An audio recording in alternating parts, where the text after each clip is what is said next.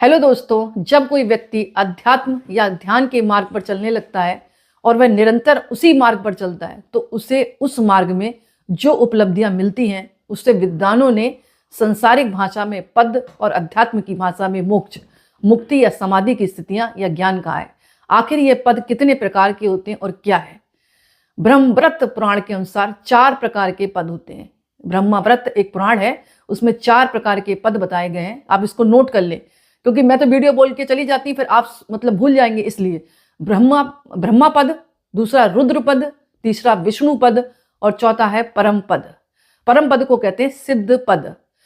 तो ये 4 प्रकार के ब्रह्मव्रत पुराण में लिखे गए हैं, जो कि व्यक्ति आध्यात्मिक मार्ग के द्वारा जब बढ़ता है तो सिद्ध पद भी उसको प्राप्त हो जाता है। अब मैं इनके अर्थ बताऊंगी आपको। जैसे ब्रह्मा पद, यह सबसे बड़ा पद होता है। यह अनिर्वचनीय और अव्यक्त कहा गया है। इस अवस्था में व्यक्ति ब्रह्मा लीन हो जाता है, यानी ब्रह्म में ही लीन हो जाता है।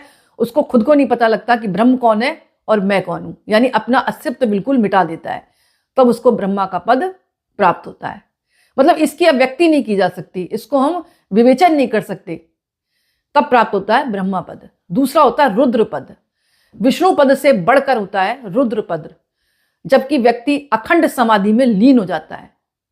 बात समझ रहे होंगे आप? जब अखंड समाधि में लीन हो जाता है, संसारिक उसको पता ही नहीं लगता संसार में है या अपने मतलब ब्रह्मांड में बैठा है, यानी अखंड समाधि में, यानी आजीवन समाधि होती है उसकी। अखंड समाधि, आजीवन का मतलब है कुछ दिनों के लिए, सवा महीना कर लिया या 6 महीने कर लिया, 1 साल कर लिया या 6 साल कर लिया, ऐसे उसकी समाधि जो है अखंड समाधि के रूप में वो लीन रहता है। जब वो वापस आता है तब लोगों से मिलता है, उसको कहते हैं रुद्र पद।